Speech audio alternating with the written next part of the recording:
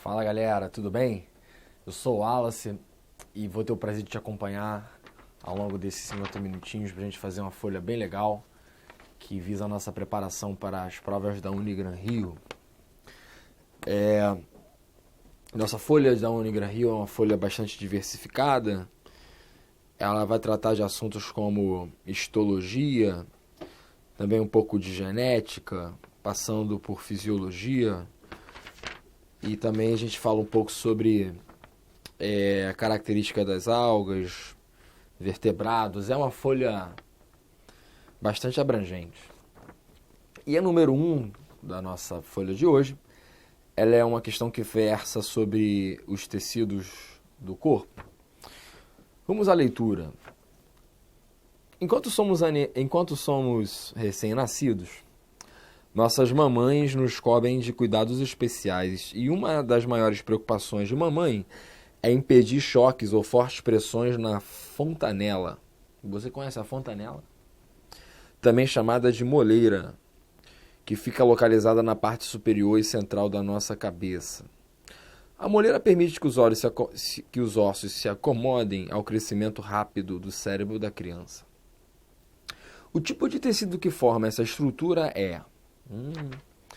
Questão que é assim, ou você sabe ou você não sabe, não tem nem muito o que enrolar. Fazendo uma breve reflexão sobre os tecidos, você que é esperto, estou certo que você não marcaria que o tecido que forma essa membrana entre os ossos da nossa cabeça não poderia ser um tecido muscular. Tendo em vista que músculos não fazem parte da estrutura de nosso crânio, nem sequer naquele que ainda está em formação. Epitelial, tecido epitelial. O que te vem à cabeça quando você pensa em tecido epitelial? Vem revestimento, vem um tecido de células sobrepostas, células que não estão imersas numa matriz extracelular. É um tecido sem vascularização e é um tecido com a função principal de revestimento, também de secreção, que é o caso do tecido das glândulas. Eu encontro epitélios na camada mais superficial da pele, na epiderme. Eu encontro epitélios nas mucosas internas do corpo. Eu encontro epitélio revestindo os vasos. Eu encontro epitélio revestindo os meus tecidos mais internos, os meus órgãos. Mas não encontro epitélio fazendo osso na cabeça. Então, tecido muscular e epitelial não tem muito a ver com o que estamos falando, com a moleira. Agora, você deve estar na dúvida. Você pensou aí, você leu, e você deve estar pensando, bem, tecido ósseo ou tecido conjuntivo? Qual desses tecidos aí é a origem de nossa moleira? Essa questão confunde. Eu diria que numa primeira análise você poderia apontar o tecido ósseo. Crânio, osso, né? O tecido ósseo, então, poderia ser a origem da moleira, mas eu te aponto que não é muito nessa direção que a resposta vai. Vamos conhecer de perto o tecido cartilaginoso, o tecido conjuntivo? Falando sobre tecido conjuntivo, eu botei um resumo das principais ideias. Todo o tecido conjuntivo lá na origem embrionária vem daquele tecido que se forma durante a gastrulação, conhecido como mesoderma. E os tecidos de origem mesodérmica certamente darão origem a todos os conjuntivos. É o caso do tecido conjuntivo propriamente dito, que tem a clássica sigla TCPD, tecido conjuntivo propriamente dito, que se subdivide em frouxo e denso. E o denso ainda se subdivide em modelado e não modelado. Você já deve ter estudado isso em algum momento na sua vida. O tecido conjuntivo propriamente dito, ele é um tecido muito abundante, ele está envolvido no preenchimento, na sustentação. E é um tecido presente, por exemplo, na derme, é um tecido presente, por exemplo, na formação dos ossos. E é um tecido também que forma os discos presentes entre as nossas vértebras. Então é um tecido com funções bastante diversificadas. O cartilaginoso, né, também é um tipo de tecido conjuntivo. Ele forma as cartilagens que revestem as extremidades dos nossos ossos, que formam as extremidades de certas partes do corpo, nariz, orelha, também forma epiglote, discos da traqueia. Tecido ósseo, né? Tecidos de sustentação, se caracteriza por células imersas numa matriz inorgânica, ricas em fibras colágenas, que apresentam os sais de hidroxiapatita. Ou seja, então as fibras ósseas são células envolvidas numa matriz não mineral. O tecido adiposo, esse certamente o mais famoso de todos, forma as nossas gorduras, nossos tecidos de reserva, os nossos adipócitos. E o hematopoético, o tecido que produz o nosso sangue, de onde o sangue vem. Então, os principais tecidos conjuntivos, o tecido conjuntivo propriamente dito, o cartilaginoso, o ósseo, o adiposo, o hematopoético. O que todos esses tecidos têm em comum? As células estão sempre imersas numa matriz extracelular abundante. Que matriz é essa? Bem, em geral, essa matriz onde as células estão imersas são ricas em água, que se associam com glicoproteínas. Eu te apontaria uma famosa na nossa pele, na nossa derme, o ácido hialurônico. E também a abundância de muitas fibras, as fibras do tecido conjuntivo, todas de origem proteica. O colágeno, sem sombras de dúvidas, é a proteína, a fibra mais abundante nos tecidos conjuntivos. Uma fibra proteica de resistência. Também as fibras elásticas, a elastina, tem também as fibras reticulares. Ou seja, então são todas formas de proteína que dão a principal característica do conjuntivo, que é a sua consistência, a sua elasticidade, a sua resistência à tração, né, um tecido capaz de sustentar. Então veja que essa combinação, né, faz da matriz extracelular um aspecto muito importante dos tecidos conjuntivos.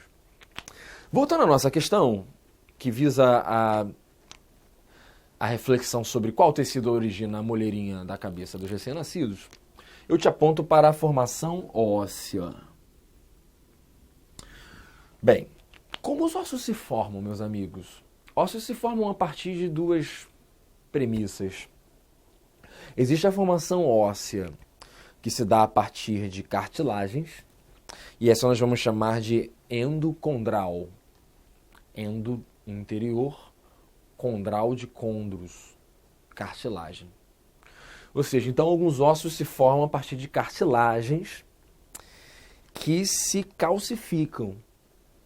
Na cartilagem há abundância de tecido de fibras colágenas, essas se cristalizam com a presença de sais de cálcio e assumem o aspecto do tecido ósseo. Esse seria o osso de origem endocondral, ossos longos. Agora, uma outra forma de geração de ossos se chama a intramembranosa. Essa é um pouco menos comum, mas ela lembra o seguinte: são células do tecido conjuntivo propriamente dito denso, que também ganham sais de cálcio, originando os ossos achatados, que fazem parte do crânio. Ou seja, então se a gente tivesse que descobrir qual tecido origina os ossos que se formam no crânio, nós teríamos então que pensar no tecido conjuntivo propriamente dito denso, onde as fibras se cristalizam, dando origem a ossos achatados. O nome desse processo é ossificação intramembranosa. Ela é um pouco diferente da formação dos ossos longos, que é uma formação endocondral, onde cartilagens ganham sais de cálcio. E na intermembranosa, um tecido conjuntivo denso, resistente, fibroso, ganha sais de cálcio. Então, num caso, endocondral, cartilagens que se ossificam. No outro caso, intramembranosa é o conjuntivo denso que se calcifica. Então ele se caracteriza por um tecido bastante fibroso, resistente, e são as nossas moleiras. Bem, então para a gente responder essa questão, o tecido que forma essa estrutura não é o ósseo. Letra C é o tecido conjuntivo. Beleza? Então vamos ler a número 2.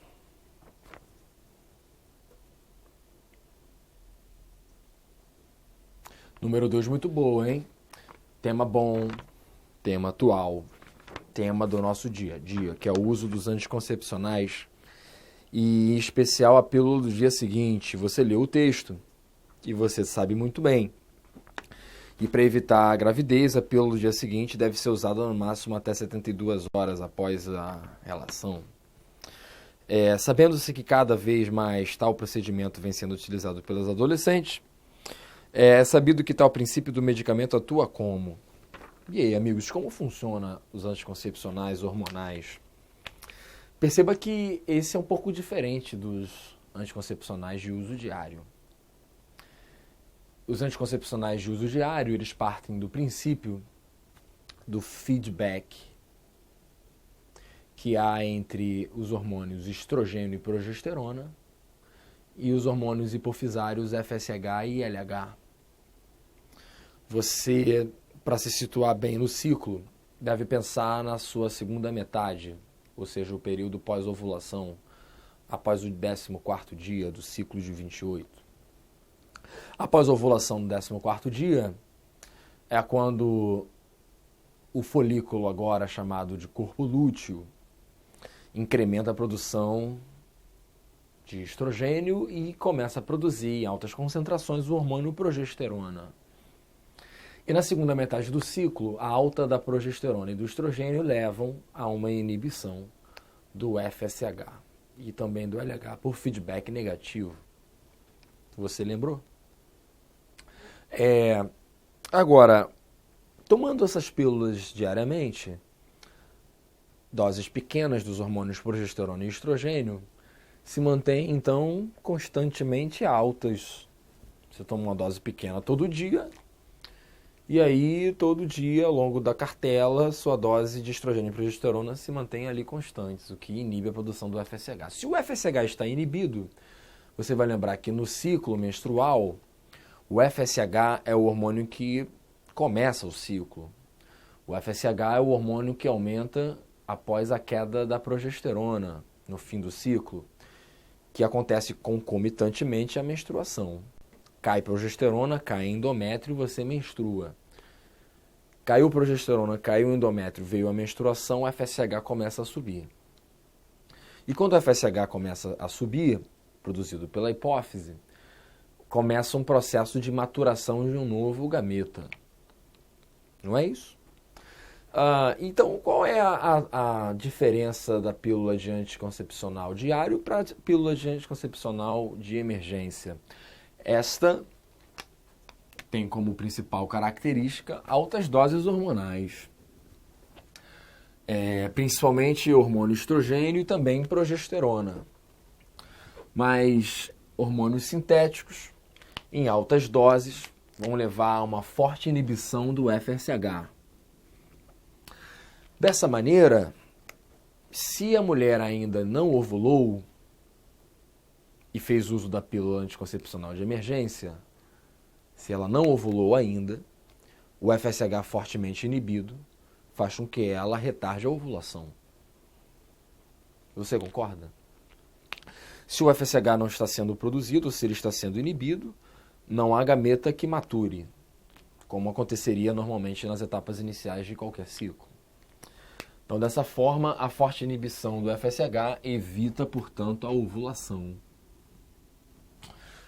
Tudo bem? Mas e se a mulher já tiver ovulado? A pílula ainda tem eficácia? Tem. Pois ela atua também de outra forma. Se a ovulação já tiver ocorrido, se o ovócito 2 já tivesse sido liberado de seus ovários, então a pílula ela também pode contribuir de forma a evitar a gravidez, Pois ela tem a característica de altera o endométrio.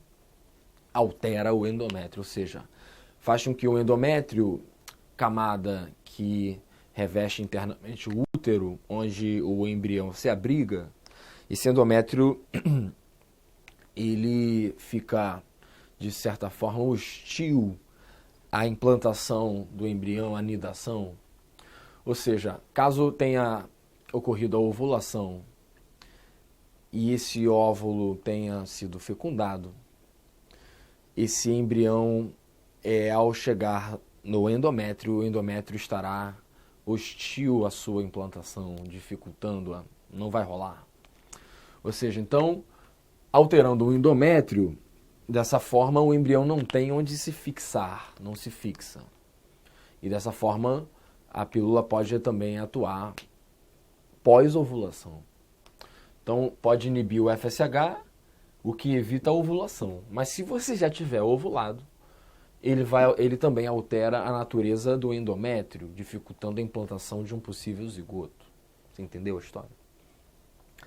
E além disso, com o endométrio alterado, também há um incremento na produção do muco cervical. Um muco característico produzido pelo útero, que esse muco é produzido em maior quantidade, e o que vai dificultar bastante a chegada, a subida, né, a passagem dos espermatozoides, o que vamos chamar de motilidade. Então, de certa maneira, os espermatozoides, eles também têm o seu caminho dificultado com uma correnteza, um fluxo que desce contra uma maior produção de muco. Então, por isso que a pílula do dia seguinte ela pode atuar de diferentes formas, garantindo a sua função de anticoncepcional. Bem, analisando agora as nossas alternativas, vamos ver. Então, é sabido que o princípio do medicamento, vamos pensar, letra A, agir como espermicida, matando o espermatozoide, enrola, né? A pílula não tem essa ação espermicida. B, acelera a motilidade dos espermatozoides, dificultando a fertilização.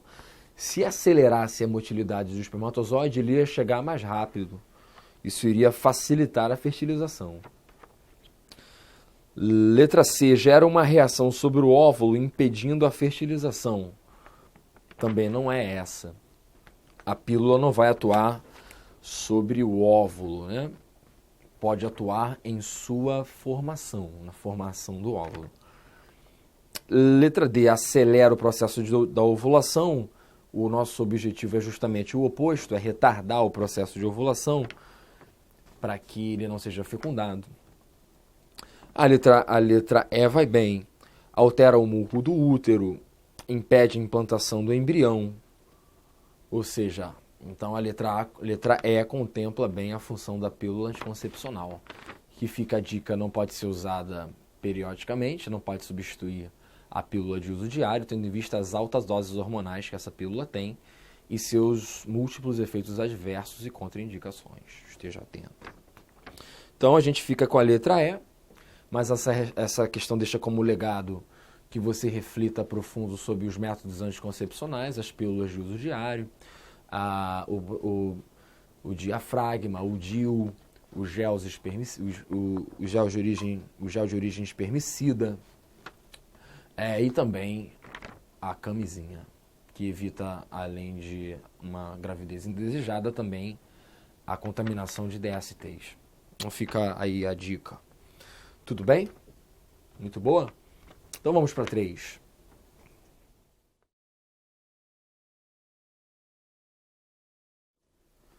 E aí, galera, 3 é muito boa, hein? Questão que faz a gente refletir sobre as síndromes de aneuploidia.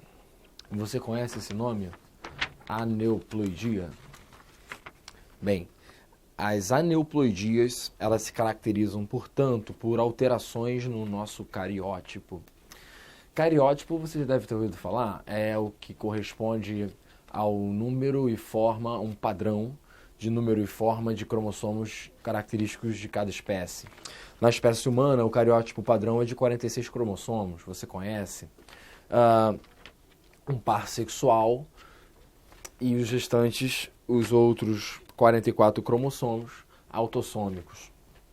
Bem, às vezes acontece dos indivíduos terem um número alterado de diploidia, mas um número total. O que eu quero dizer com número total? Nós somos diploides, porém, alguns erros podem levar alguns indivíduos a serem triploides, tetraploides. E a isso chamamos de euploidia, uma alteração geral. De di foi a tri ou foi a tetra. Agora, quando eu falo aneuploidia, eu falo num erro pontual. Por exemplo, você já deve ter ouvido falar na síndrome de Down, que é caracterizada por uma alteração no cariótipo, mas não de todos os cromossomos, de um específico, o cromossomo 21. Bem, mas qual a origem dos erros de aneuploidia? Acho que essa reflexão é a reflexão boa. Toda aneuploidia se origina a partir de erros de não disjunção. Você conhece o que é um erro de não disjunção? Ou seja, não disjunção, a essência do conceito são cromossomos que não separaram, não disjunção, não separaram.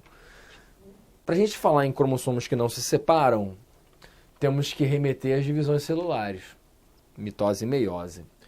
Tanto a mitose quanto a meiose têm em comum o fato de que a separação de cromátides, no caso de mitoses, ou de cromossomos, no caso de meiose, numa fase chamada anáfase.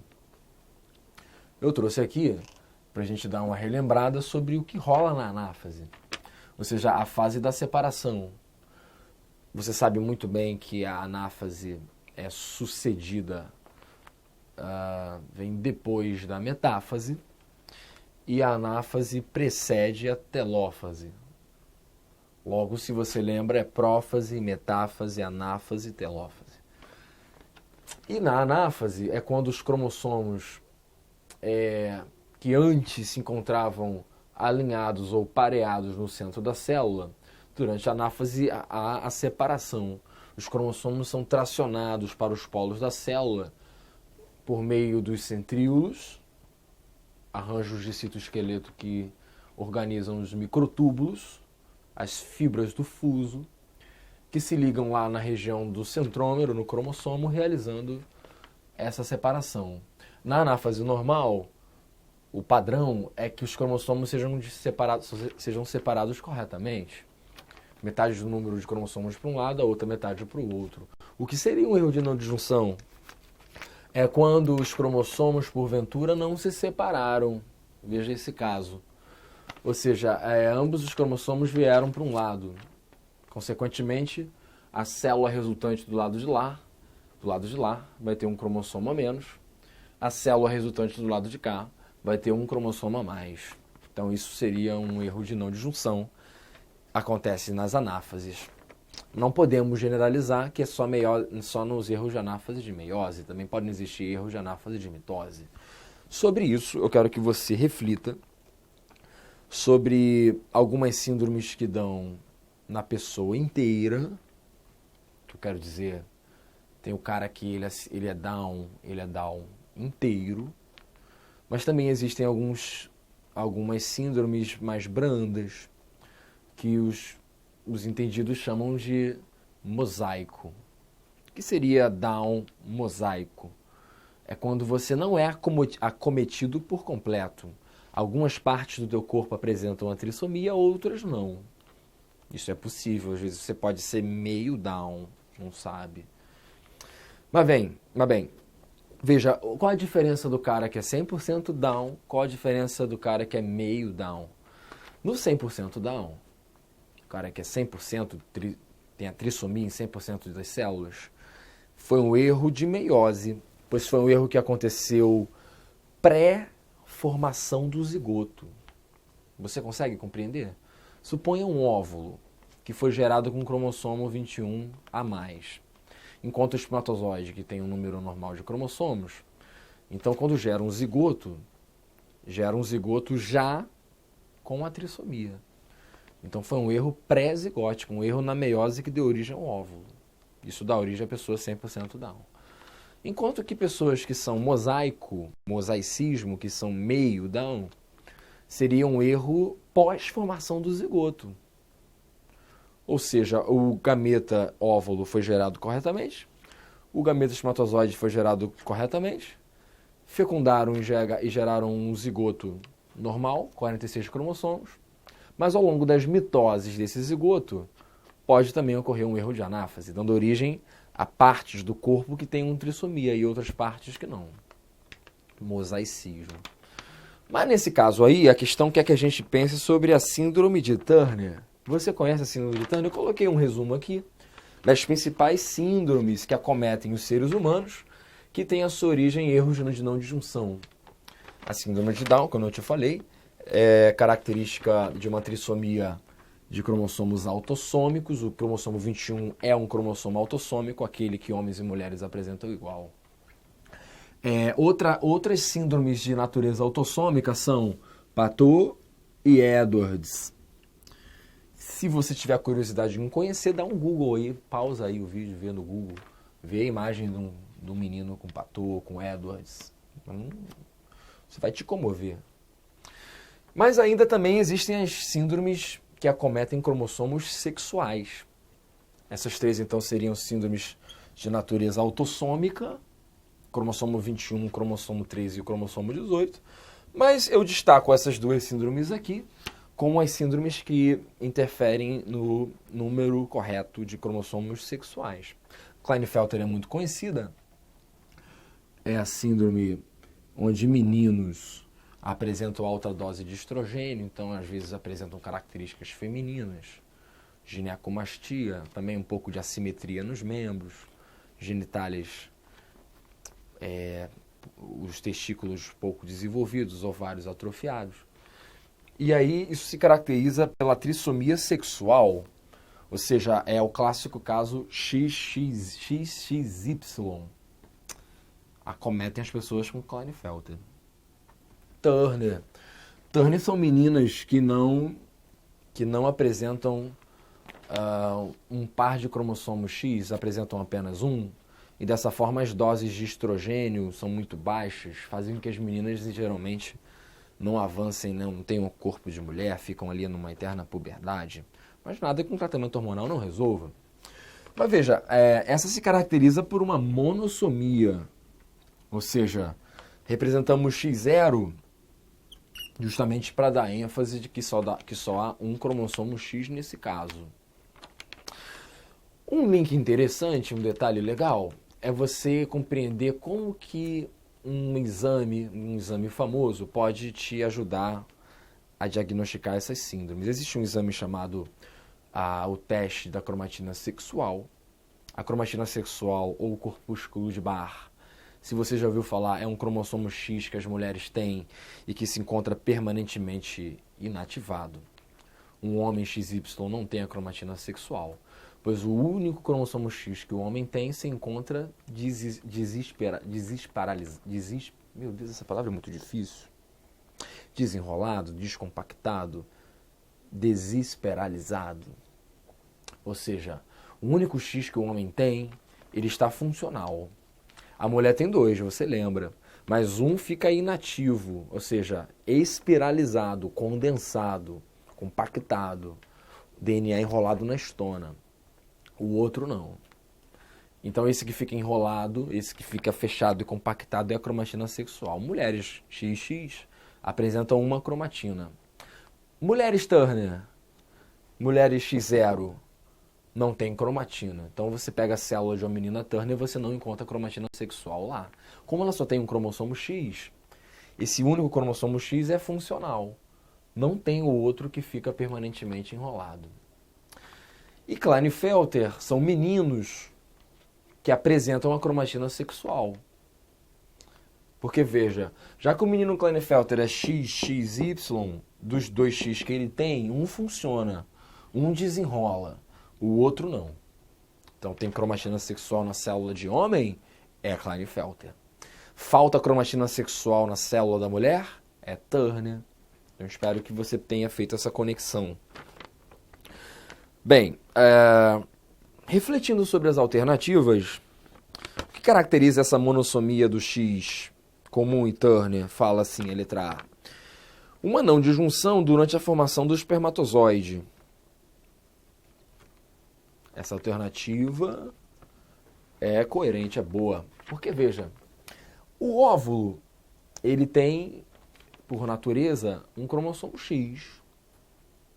Tendo em vista que as células da mulher têm 2 cromossomos X, ou seja, a célula germinativa, a ovogônia, que deu origem ao ovócito 2, era uma célula com 2 cromossomos X, a ovogônia. Realizou meiose e origina óvulos sempre contendo um X. Então, os óvulos sempre contêm um X. Enquanto que, no caso do espermatozoide, é comum que a não disjunção lá gere Turner. Ou seja, X e Y foram para o mesmo lado da divisão e um espermatozoide, consequentemente, nasceu sem nenhum cromossomo sexual. Esse espermatozoide sem cromossomo sexual, perceba, é sem o cromossomo sexual. O espermatozoide, carrega, portanto, 22 autossômicos e falta o 23º sexual. Esse espermatozoide com cromossomo sexual a menos, quando fecunda o óvulo com um X só, é geralmente a causa da monossomia Turner. Letra A é boa. Letra B, a não disjunção durante a formação do óvulo. Se um óvulo nascesse, se um óvulo não tivesse nenhum cromossomo sexual, o espermatozoide carregando o Y daria provavelmente um embrião inviável. Não existem embriões que tenham só Y.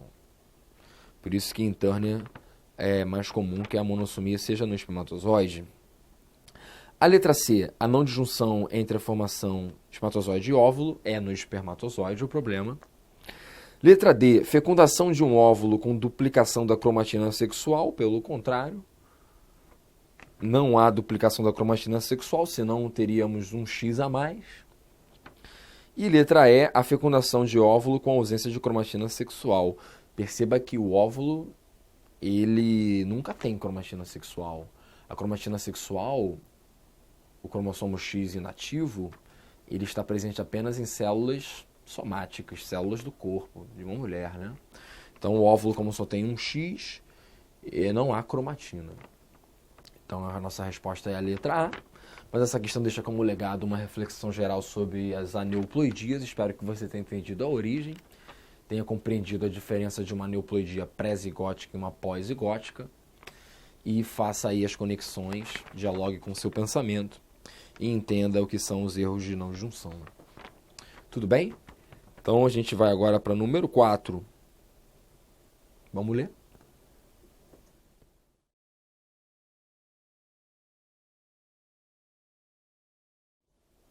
Beleza, galera, você leu o número 4 e ela aponta aí o nosso pensamento para a direção da duplicação do DNA.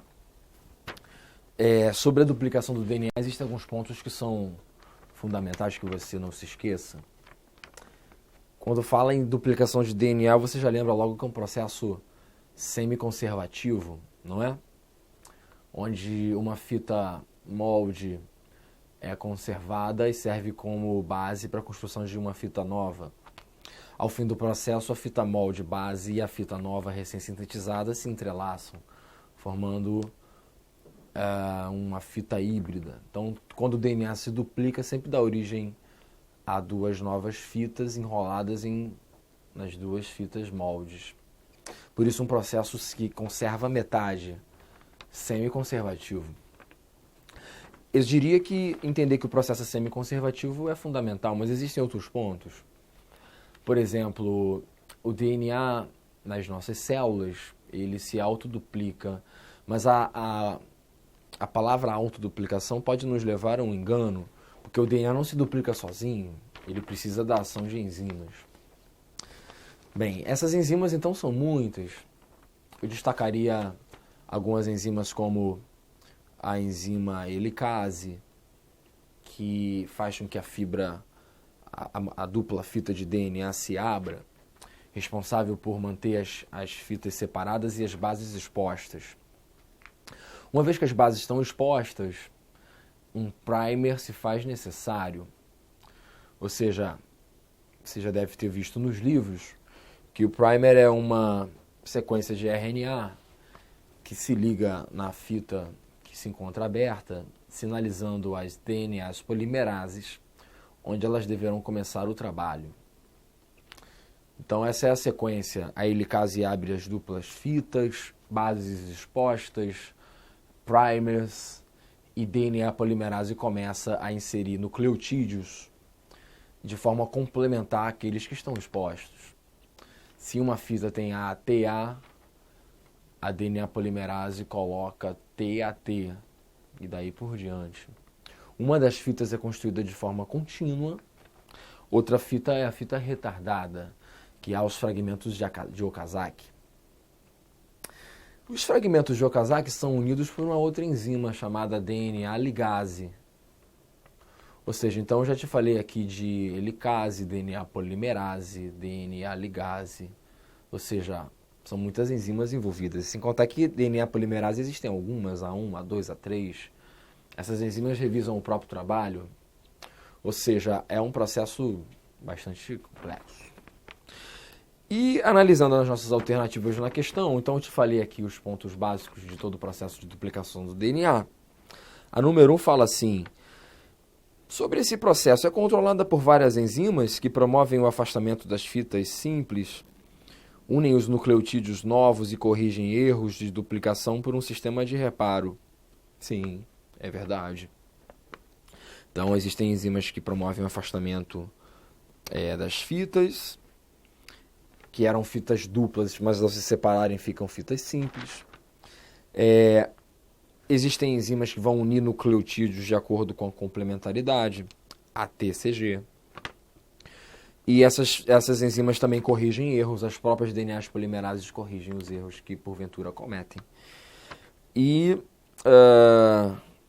a número 1 é correta. E número 2. A união entre os nucleotídeos novos é feita com a ajuda da DNA polimerase, evidentemente. Essa é a enzima que constrói cadeias de DNA, DNA polimerase. Ela não faz isso sozinha, ela precisa de um primer, né, uma sequência que indica o começo. Mas as DNAs polimerases, elas sem dúvida são as enzimas que promovem essa união. A número 3. No DNA dos eucariontes, o processo inicia-se em um único ponto, chamado origem de replicação. Essa é mais difícil. Essa só o nerd vai saber. Existe uma diferença fundamental entre a replicação dos procariontes e a replicação dos eucariontes. A diferença é esta. Nos procariontes, a duplicação começa a partir de uma única origem. O DNA é pequeno, o DNA é circular, o DNA tem poucos genes, poucas bases, o processo é simples. Então, uma única origem dá conta de duplicar essa molécula. Mas o que eu quero dizer com um DNA que replica em origens múltiplas? Ou ainda, em vários pontos de replicação? Isso é característico dos eucariontes, que tem um DNA gigante, tem um DNA com muitas bases, muitos genes, muito grande. E uma molécula grande para ser replicada em poucos segundos, em pouco tempo, é conveniente que as enzimas ataquem essa molécula em múltiplos pontos. Ou seja, quando a molécula do eucarionte de DNA vai ser duplicada, existem vários pontos de origem, várias origens de replicação. Isso mostra para nós que as enzimas, então, trabalhando todas em conjunto, aceleram esse fenômeno, né? Então, no eucarionte, o processo não se inicia em um único ponto, em vários pontos, não? Por isso a número 3 está errada. Então, acredito que você, aqui nesse nosso diálogo, percebeu algumas características fundamentais desse processo. Ele é semiconservativo, ele apresenta muitas enzimas envolvidas, a DNA polimerase é a principal delas, a enzima construtora de novas cadeias. Em eucariontes há uma múltipla origem, os pontos de origem são múltiplos. Em procariontes é um ponto só. Portanto, a número 1 está correta, a número 2 está correta, a número 3 está errada. Então a gente fica com a letra A. Tudo bem? Então agora a gente vai a número 5.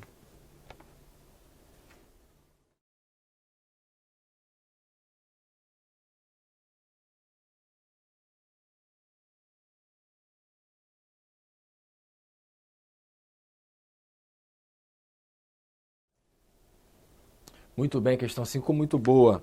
Questão que fala sobre um tema ótimo em vestibulares, que é o tema especiação. Você conhece a especiação? A especiação é o processo que origina novas espécies.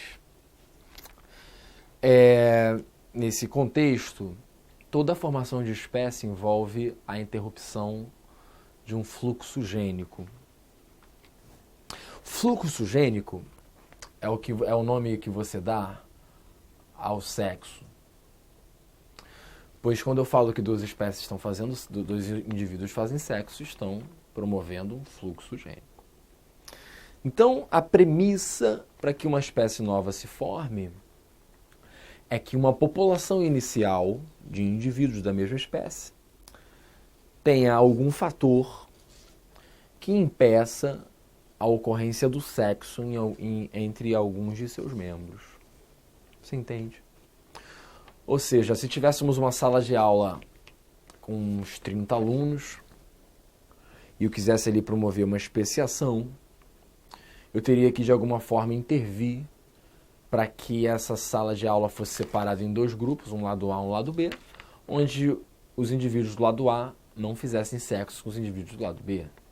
Ou seja, dessa forma, aquela sala de aula, aquela mesma população inicial estaria dividida em dois grupos e a divisão dos grupos impossibilitaria o sexo entre lado A e lado B. Então, eu interrompi o fluxo gênico. Mas só que interromper o fluxo gênico é uma primeira etapa. A segunda etapa seria, uma vez que essas populações estão separadas do ponto de vista sexual e, portanto, genético, a evolução que se dá na população, na subpopulação A, ou seja, as pressões seletivas, as mutações, os processos de evolução que acontecem na subpopulação A, podem ser diferentes das que acontecem na subpopulação B. Ou seja, aqueles indivíduos iniciais que foram separados em A e B, agora estão separados na evolução. A evolução que se passa com B não é igual à evolução que se passa com A. A seleção natural que se passa com B não é igual à seleção natural que se passa com A. Os processos de variabilidade que ocorrem em B não são os mesmos processos que ocorrem em A. E já que não ocorre um fluxo gênico, então a evolução ocorre paralelamente entre essas duas subpopulações. Desta maneira, a consequência desse fenômeno é o que nós chamamos de isolamento reprodutivo. Ou seja, a ideia de que depois de muito tempo separadas, duas subpopulações que são subpopulações de uma população ancestral, ou seja, depois de muito tempo separadas, depois de muito tempo evoluindo em paralelo, elas podem já não serem compatíveis. Pode ser que houve uma super separação do fluxo gênico do cachorro da raposa, o cachorro evoluiu para cachorro, a raposa evoluiu para raposa, e se você hoje tentar cruzar o cachorro com a raposa, evidentemente vai dar algum erro. Seja um erro antes da formação do zigoto, ou caso o zigoto se forme, caso nasça algum híbrido, esse híbrido não é capaz de gerar cria fértil. Ou seja, evidenciando que são espécies distintas. Se duas espécies distintas tentam copular e dão origem a um híbrido, e esse híbrido é estéril, infértil, você já entendeu que houve um isolamento reprodutivo, ou seja, agora são espécies separadas. O isolamento reprodutivo, então, é ele que separa as espécies. Você compreende? Bem, mas existem duas formas da gente interromper o fluxo gênico, voltando lá no primeiro passo. Lembra que o primeiro passo era a interrupção do fluxo gênico, que terá como consequência o isolamento reprodutivo? Então, voltando à interrupção do fluxo gênico, ele pode ser interrompido de duas maneiras. Quando os seres são separados por uma barreira geográfica, não estão na mesma pátria, alopatria, seres separados na geografia, seres separados no território, no espaço. Por exemplo, uma barreira geográfica, uma montanha que subiu, um rio que formou, continentes se separaram, o oceano agora separa duas porções de terra, ou seja, uma especiação alopátrica. Enquanto que uma especiação simpátrica, ou seja, que ocorre entre seres que convivem no mesmo ambiente, ela é um pouco mais delicada. Porque se você for parar para pensar, dois seres não fazem sexo quando estão separados no espaço. Mas como que dois seres, dois indivíduos da mesma população, no mesmo espaço, o que os impedirá de fazer sexo? Questão pertinente. As alternativas revelam essas estratégias. Veja o que falam. O mecanismo de isolamento reprodutivo que ocorre quando duas populações ocupam o mesmo habitat e se reproduzem em épocas diferentes, isso é comum em plantas, está representado em qual alternativa? Veja, vamos interpretar cada uma. O isolamento etológico. Etos, do grego, se eu não me engano. Ou seja, tem a ver com o comportamento etológico, etos, como se comportar. Então, o que é um isolamento comportamental? Pode ser que o comportamento do macho já não atraia as fêmeas. Então, pode ser que um grupo de animais que habitam a mesma região já não haja uma interação de corte, um comportamento que não promove a cópula. Estão juntos, estão em simpatria, mas não trocam genes. Não vale para plantas, como o enunciado está querendo, que é que você descubra plantas que se reproduzem em épocas diferentes, etológico não. Isolamento mecânico. Isolamento mecânico na letra B propõe a reflexão de seres que não se encaixam. Pode ser que o macho tenha ficado de um tamanho, a fêmea ficou de outro, rolou uma seleção natural disruptiva. Você já ouviu falar em seleção natural disruptiva? Dá um pausa aí, já, dá um Google, tenta descobrir o que é uma seleção natural disruptiva. É quando a seleção natural caminha a ponto de dividir populações em suas características morfológicas. Pode ser que uma parte da população fique muito grande, uma outra fique muito pequena, e depois já não consigam se encaixar. Isso seria um isolamento mecânico. Isolamento gamético, como diz a letra C, tem mais a ver com a incompatibilidade de gametas. O isolamento ecológico depende do ambiente, né? Então, por exemplo, pode ser que questões ecológicas, ambientais, façam com que macho e fêmea já não consigam se entender. E isolamento sazonal no sentido justamente de tempos diferentes, sazonalidade, não é? Épocas distintas, depende das épocas, depende dos tempos. Essa combina bem, porque quando plantas se reproduzem em épocas diferentes, pode ser que uma se reproduza no verão, outra se reproduza no inverno, são da mesma espécie, estão no mesmo habitat, mas uma está se reproduzindo numa época diferente da outra, logo os gametas não vão se encontrar. O fluxo gênico está interrompido. Se o fluxo gênico está interrompido por uma questão temporal, nós vamos chamar isso de um isolamento sazonal. E a letra E, então, é o nosso gabarito. Mas o legado que a questão deixa é que você reflita profundamente sobre os processos que geram as novas espécies. Tema bom para o vestibular. Combinado? Então agora a gente vai para número 6.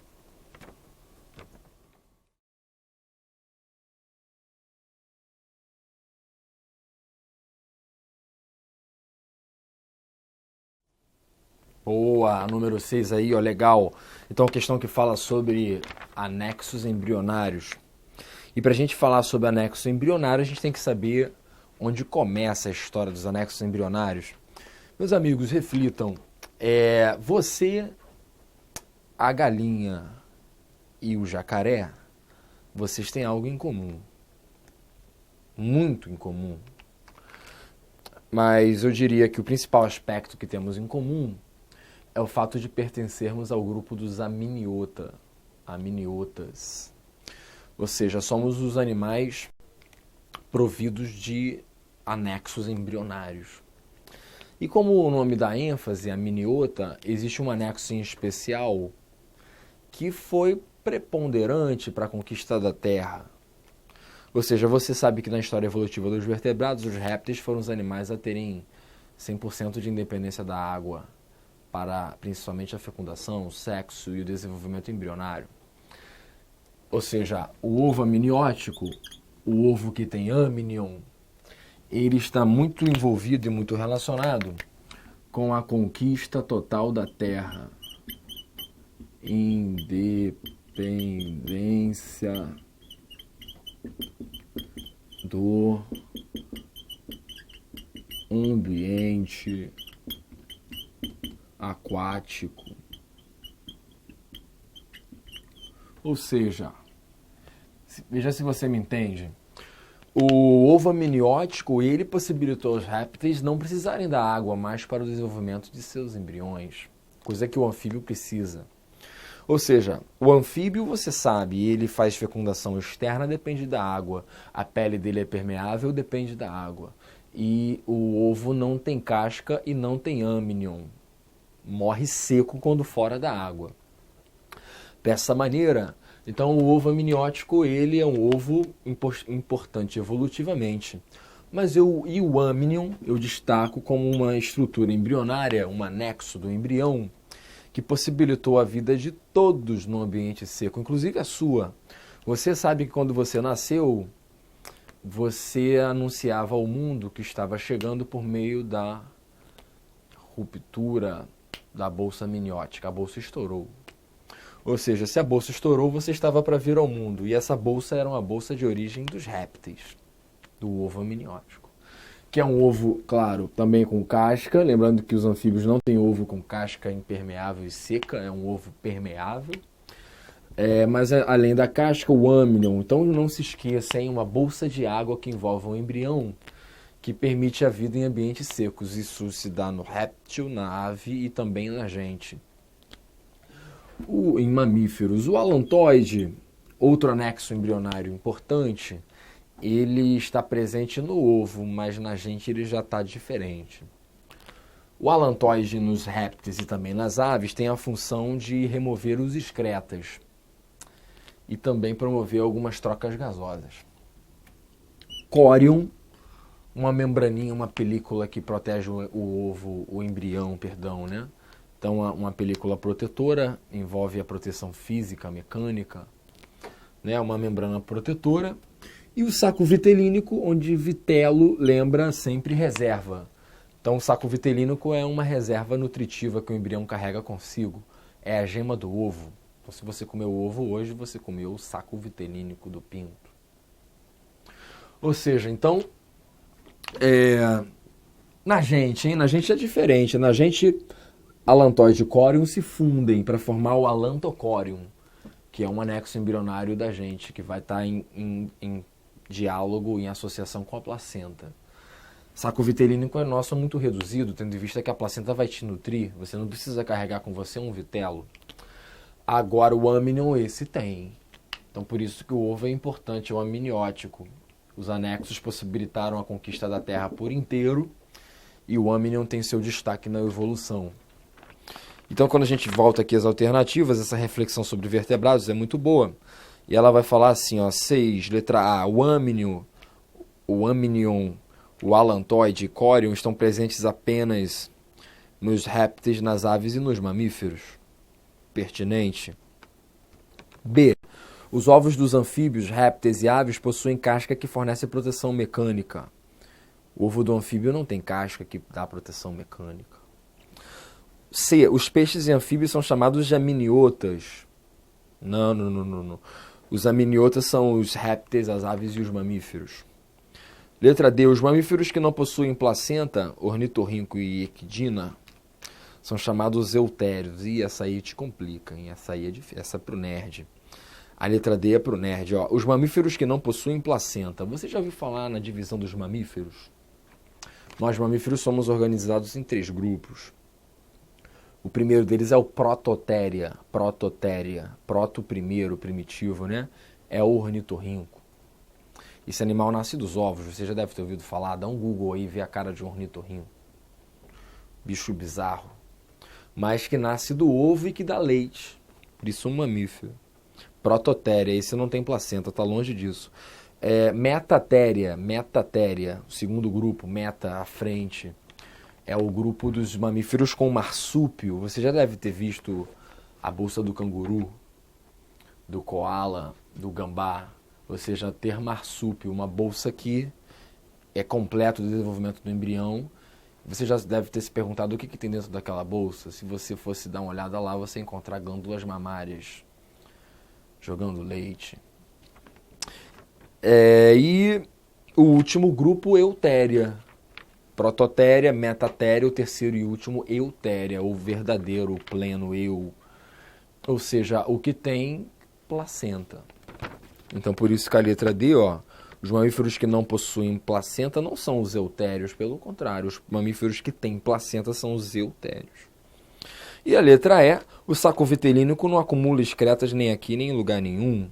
O saco vitelínico é o acúmulo de reserva nutritiva. Combinado? Então, questão muito boa. Fala sobre um tema que é muito famoso na biologia e que também que influencia a evolução de todos os vertebrados, que é o surgimento dos anexos embrionários. Tudo bem? Ficou bom? Então, agora a gente vai para número 7. Dá uma lida aí.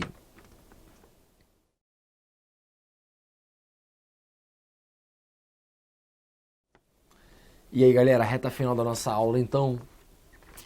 A gente vai refletir agora sobre o número 7, mas uma reflexão que não é difícil. É sobre a origem embrionária dos tecidos. Você conhece? Eu vou te apontar alguns tópicos para você estudar e reforçar do seu repertório em biologia. Vale a pena consultar um bom livro, ou quem sabe o Google, e você investigar qual a origem dos tecidos, onde na gastrulação surgem os tecidos embrionários e o que os tecidos embrionários irão gerar. Quem são os tecidos embrionários? Os tecidos germinativos, são 3. Lá durante a gastrulação é quando se forma a parte mais externa do embrião, a ectoderme. Lá de dentro, mais internamente, vem um folheto germinativo chamado endoderme. E a endoderme, posteriormente, origina a mesoderme, um tecido mediano. Então são 3 os folhetos germinativos: ectoderme, endoderme e mesoderme. Vale a pena você ver a lista de tecidos que esses originam. Uma reflexão inicial é a seguinte: se a ectoderme, ecto é fora, então toda parte da ecto origina tecidos que revestem, né? Então a ectoderme está a origem, por exemplo, a camada mais superficial de nosso corpo, a nossa epiderme, e também ao tecido nervoso. A endoderme, endo mais interno, vai dar origem a alguns revestimentos internos e também a toda a parte visceral. O tubo digestivo que te atravessa, também as suas glândulas anexas, o fígado, o pâncreas, os alvéolos. Ou seja, então aquilo que há de mais interno, endo. Meso lembra meio, ou seja, o seu recheio. Qual é o seu recheio? O que te recheia? Tecidos conjuntivos te recheiam. O tecido conjuntivo propriamente dito, as cartilagens, os ossos, o sangue, ou seja, também células que vão originar os músculos. Então são os tecidos originados do mesoderma. Então vale a pena você depois aprofundar um pouco nessa lista. Mas aqui a reflexão é a seguinte: o epitélio que reveste o tubo digestivo e o sistema respiratório,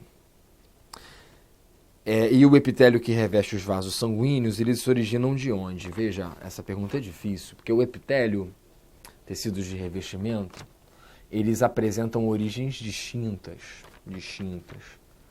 Ou seja, a ectoderme que eu falava origina o epitélio da pele, ou seja, a epiderme, o tecido mais externo.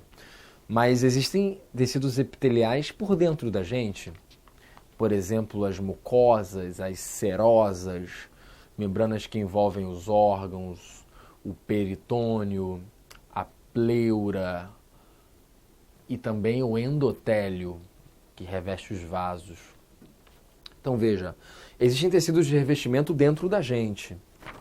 E esses tecidos que revestem internamente, esses não têm origem da ectoderme. A ectoderme dá o revestimento de fora.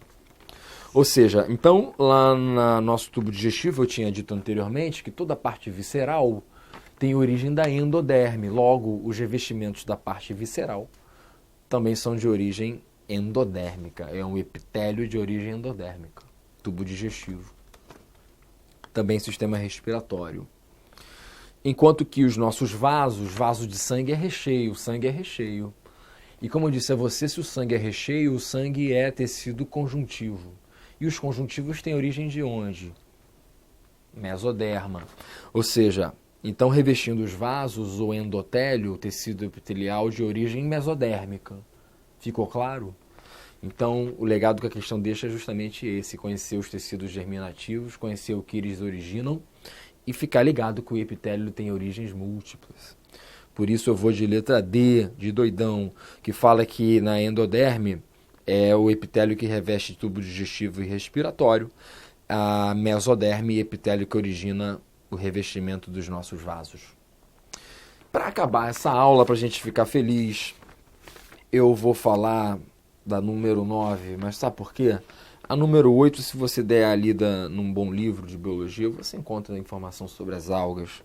É uma questão que não tem nem muito o que pensar, essa é uma questão mais de decoreba, né? Saber o que a clorofícia tem, o que a feofícia tem, o que a rodofícia tem.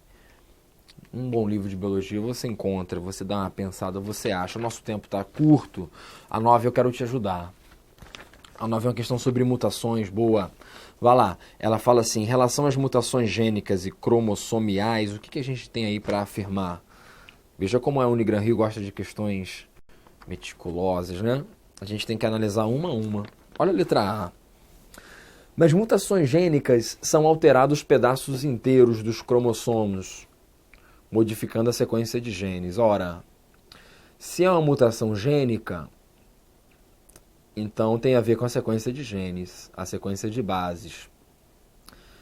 Logo, se você altera um pedaço inteiro de um cromossomo, você está promovendo uma alteração, uma mutação cromossomial.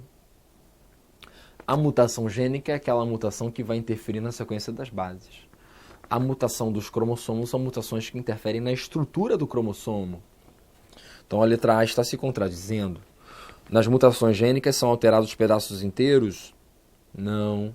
Nas mutações gênicas são alteradas sequências de base. Letra A não é a boa. Letra B. Nas mutações cromossomiais, o número de cromossomos é modificado, mas a sequência de genes é preservada. O número de cromossomos, você aprendeu na aula de hoje, diz respeito ao cariótipo, né? E toda vez que alteramos o cariótipo, lembra o nome que a gente deu? Se for um nome geral, cariótipo diploide foi para triploide. Euploidia. Se for uma alteração numérica pontual, o cromossomo 21, em vez de 2 cópias, tem 3. Aneuploidia. Não são mutações. Ou seja, alterações no número de cromossomos são as aneuploidias, não são as mutações. Letra C. Nas mutações estruturais, o número de cromossomos pode duplicar ou triplicar. Chegamos no mesmo erro. Quando cromossomos duplicam ou triplicam, são mutações, são alterações, são erros aneuploídicos. Ou melhor, aqui ele está falando que o número de cromossomos duplica, triplica. Se forem todos os cromossomos que estiverem duplicando ou triplicando, uma euploidia, não uma mutação. Mutação estrutural seria uma alteração pontual ali na estrutura do cromossomo, não no número total, no cariótipo.